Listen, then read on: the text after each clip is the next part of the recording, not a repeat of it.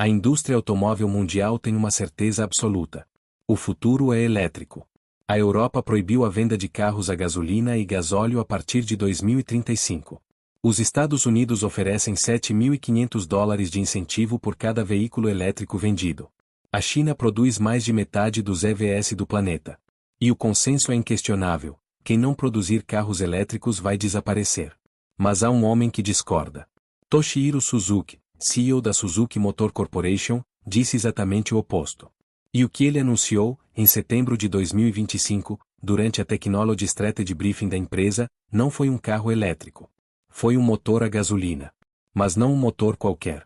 Um motor que pode quebrar todas as regras que a indústria construiu na última década. A Suzuki anunciou o lançamento de motores FFV, Flex Fuel Vehicles, que funcionam com até 85% de etanol. E não é um conceito. Não é um protótipo. Está a ser produzido em massa neste exato momento. Enquanto a Tesla, a BYD e a Volkswagen gastam bilhões a construir fábricas de baterias, a Suzuki está a apostar tudo numa tecnologia que muitos consideram ultrapassada. E acredita que esse motor a gasolina, adaptado para biocombustíveis, vai abalar toda a indústria EV. O que é que o CEO da Suzuki sabe que os outros não sabem? Eis a resposta. A Suzuki não está a ignorar os elétricos. A empresa está a produzir o Vitara, o seu primeiro SUV elétrico, numa fábrica na Índia. Mas há uma diferença crucial.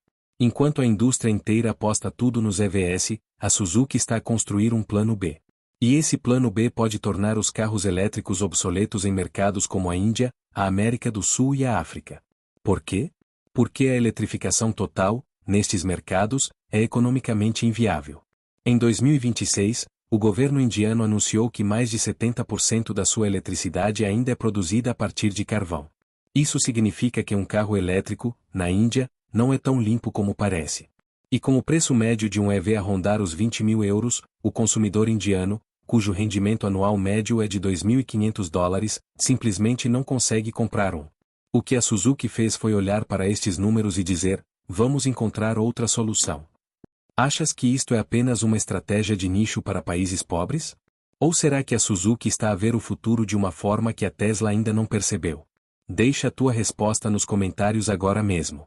Leio todos e cada um deles. Mas a história não acaba aqui. Porque o que a Suzuki está a fazer com este motor a gasolina vai muito além de uma simples alternativa ao elétrico. A empresa está a planear uma revolução silenciosa que pode mudar o equilíbrio de poder na indústria automóvel global.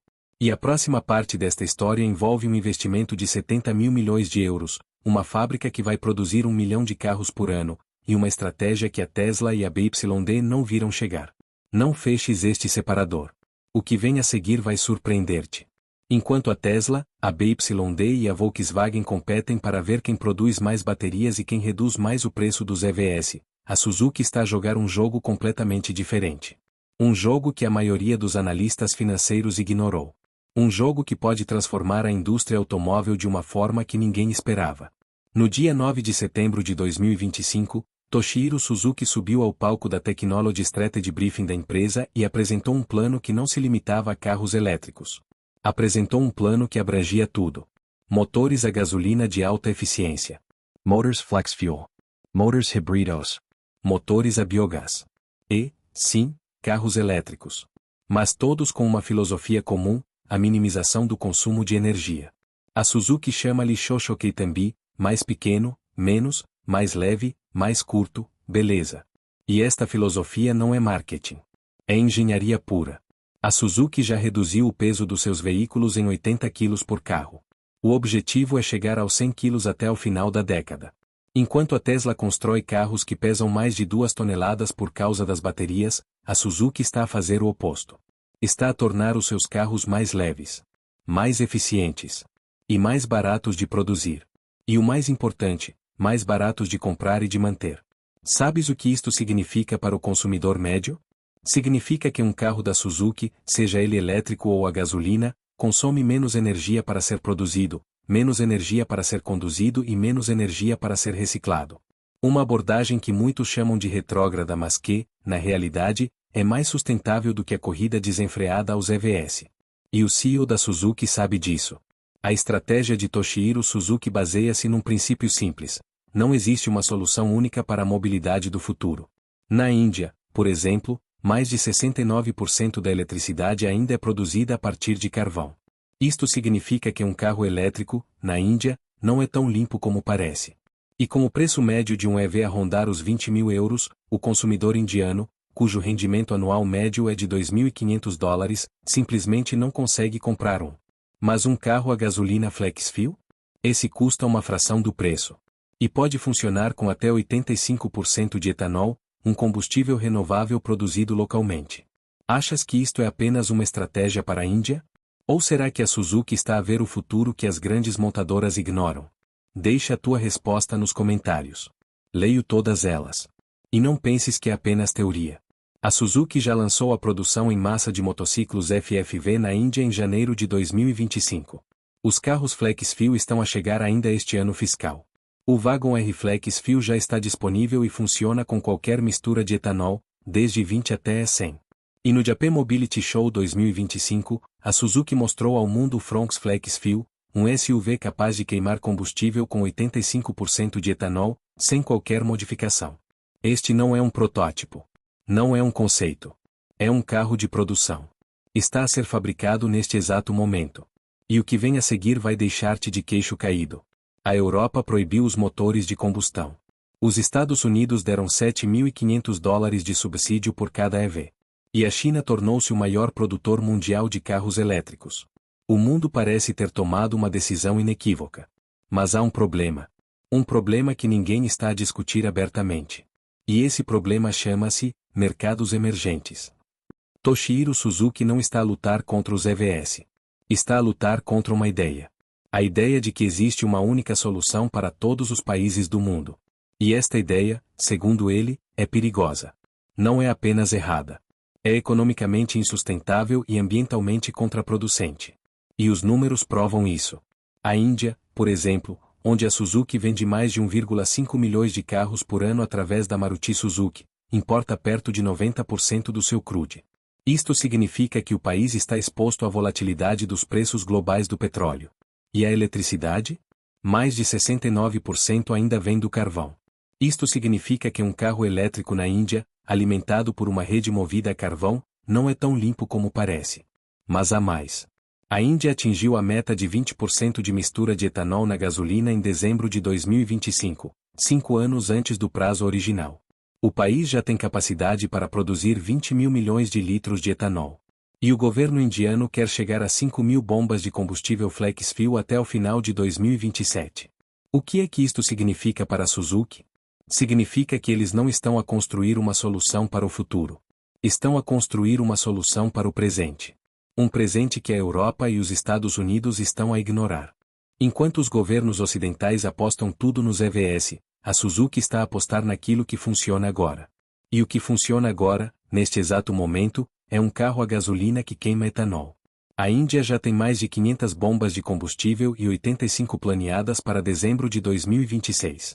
E a Suzuki já lançou o primeiro carro de produção flex-fuel do país, o Wagon R flex-fuel, que funciona com qualquer mistura de etanol de 20 a 100. Não é um protótipo. É um carro de produção. Está nas estradas. E o preço? Cerca de 8 lakh rupias, o que equivale a aproximadamente 8.500 euros. O que estou prestes a revelar nunca foi contado desta forma. Se ainda não está subscrito, faz isso agora. É exatamente este tipo de história que trazemos todas as semanas.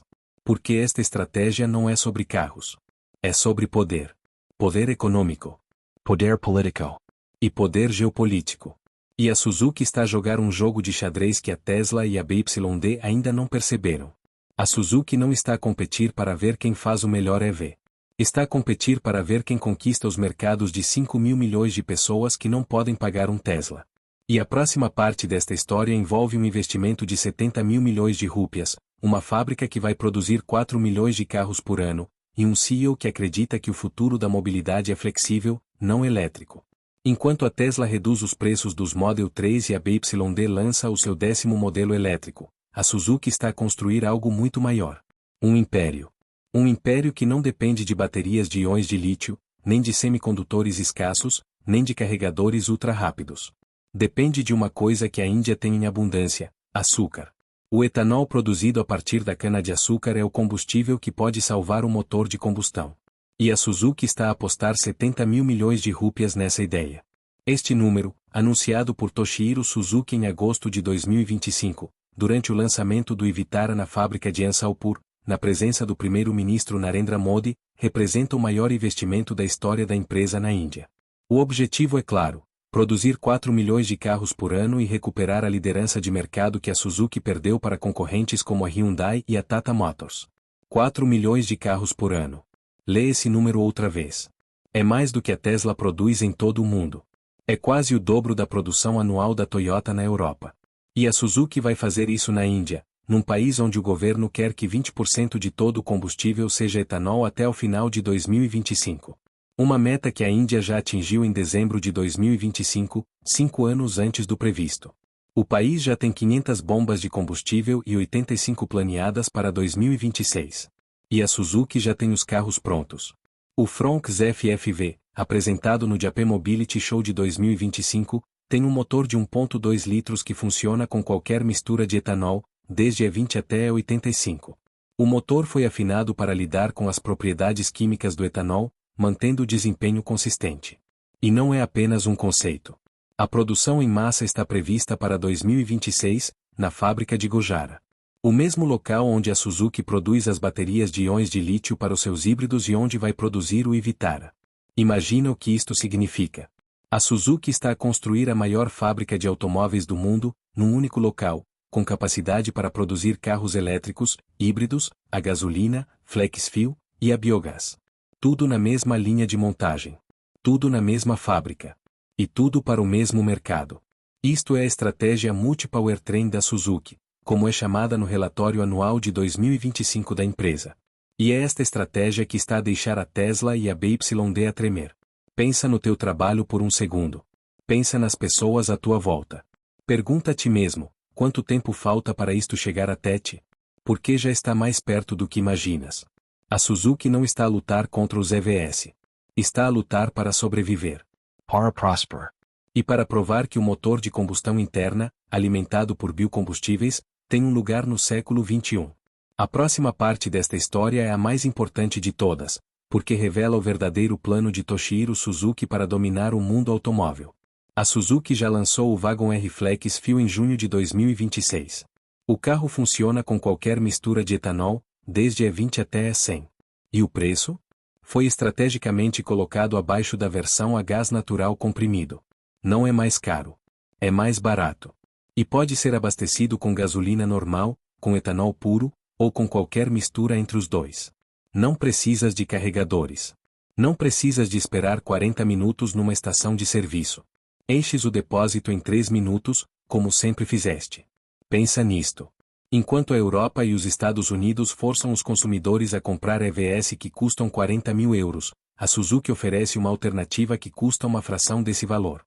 E que não depende de uma rede de carregamento que ainda não existe na maioria dos países. E não é apenas o Wagon R. A Suzuki vai lançar 8 novos SUVs na Índia nos próximos 5 a 6 anos. Um total de 28 modelos no mercado indiano. Todos com a mesma filosofia: oferecer ao consumidor uma escolha real. A tabela de mistura de powertrain da Maruti Suzuki para 2031 revela algo surpreendente. Os modelos a gás natural comprimido, incluindo biogás comprimido, serão os maiores contribuintes, com 35% da mistura. Os motores de combustão interna tradicionais e os híbridos vão contribuir com 25% cada.